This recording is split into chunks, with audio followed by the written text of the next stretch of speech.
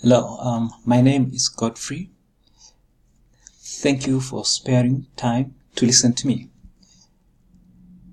This is my 4th year into the doc studies, and I will be done with my coursework this semester.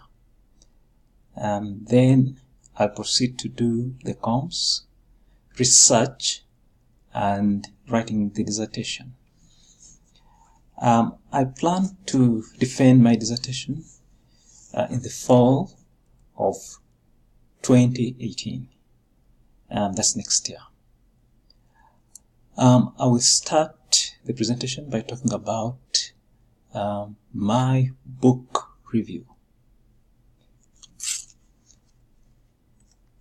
The book I chose to review is called The Other 100 Educators.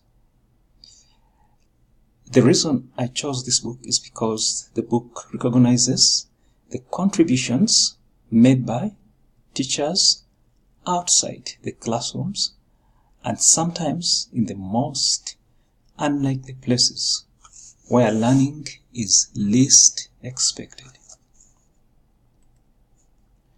For example, you can see in this photo, in Bangladesh, every day except Fridays, from 7:30 a.m. to 9 p.m., a bus travels across a coastal city in which a teacher gives class after class to street children or children whose parents cannot afford to pay their education. The photo shows a classroom taking place on the street in the bus. As you can see, despite potential distractions all around, the students look attentive and focused, except that one boy looking at the back, possibly looking at the photographer.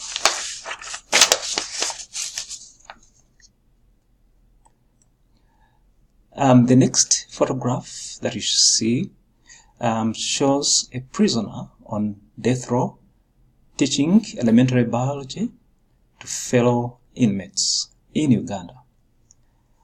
This particular prison was built for 336 inmates, but now it holds more than 900 inmates.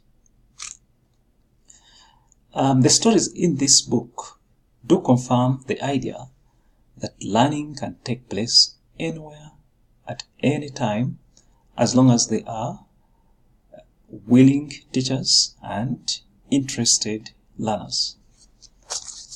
The stories in the book also confirm that the world of education is far more diverse and more interesting than the mainstream media would have us believe. These stories highlight the contributions lay people make to the field of education by passing on knowledge to others. The Other 100 Educators has 100 photo stories from around the world of our greatest unsung teachers, selected from nearly 1,000 submissions sent in from more than 130 countries. This book was published in April 2017 by One World Publications in London.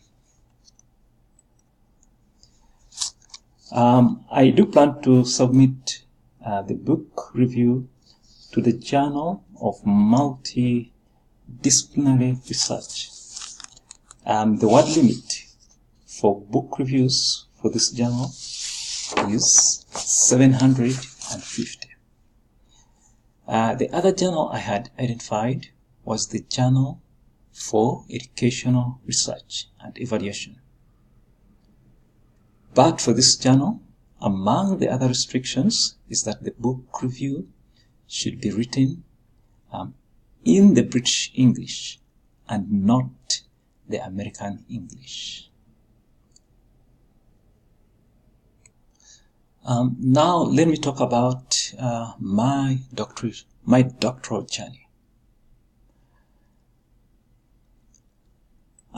Any journey, whether short or long, will have a beginning, a destination, and a reason for making the journey. The preparation for the journey involves both the expected and the unexpected. The doctoral journey is one of the journeys in my life. My doctoral journey began as far back as 2011, when I thought it was time to become a full-time student again. That's when I joined graduate school at Western Illinois University to do a master's in physics, expecting to continue with a doctorate in physics soon after graduation. At that time, I planned to teach physics at both undergraduate and graduate levels.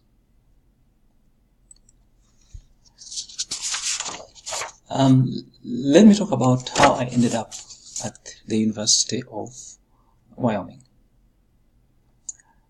I made a dozen applications or more, but only got 2 positive responses from the University of Wyoming and Louisiana Technical University.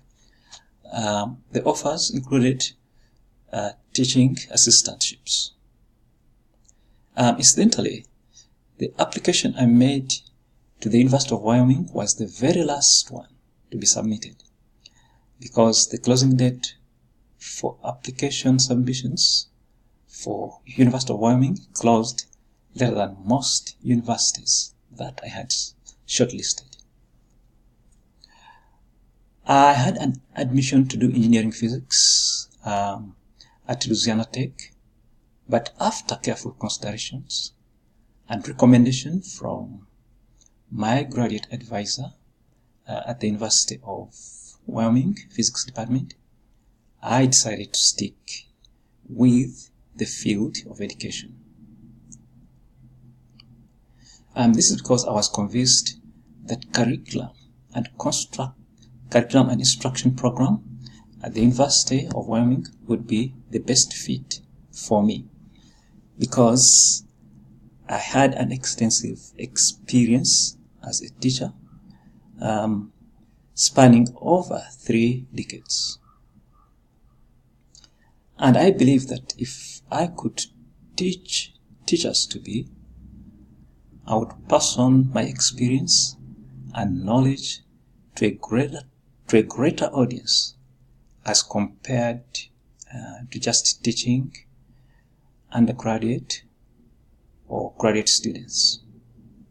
So that's how I ended up here in Laramie. Let me talk a bit about my research interests. Right from the beginning of my doctoral studies, I had an idea about what I wanted to investigate. The broad question was, why do majority of students drop physics as a subject, and yet many of the students are curious to know the role of physics in modern technology?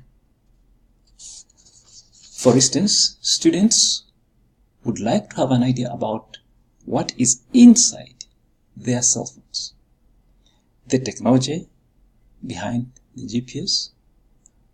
They would also like to know about the science behind the micro oven in their kitchens.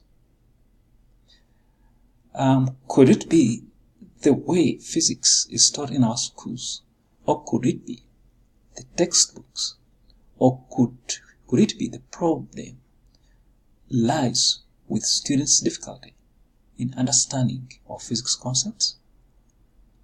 So those are some of the questions that I had in mind.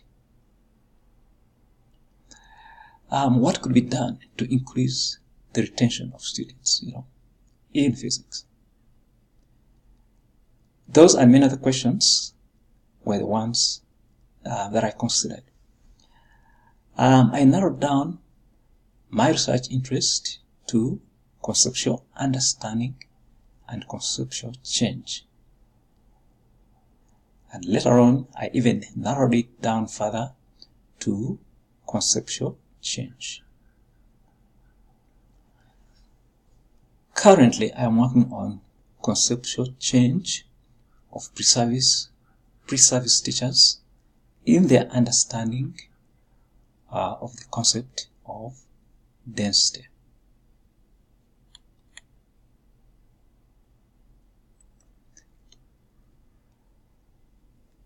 Let me talk about my next stage of the journey. This semester, I complete my coursework, then sit my comms. I'm also currently conducting a pilot study on my proposed research project. It's interesting because for my research, I had originally planned to do a quantitative study, but my committee advised me to instead undertake a qualitative study. So in the next semester, I plan to concentrate on writing the dissertation and conducting research. I will continue teaching physical science in the College of Education, but with no classes to attend, I will devote most of my time to research and writing the first 3 chapters of my dissertation. As you can see, that will be introduction, literature review, and the methodology. My plan is to have the PhD defense in the fall of 2018.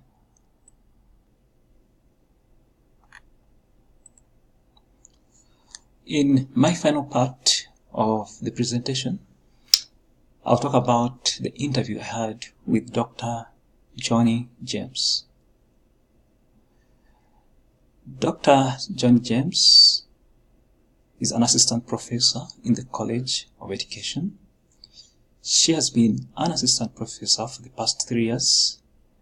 She completed her education doctorate in 2007 from the University of Wyoming.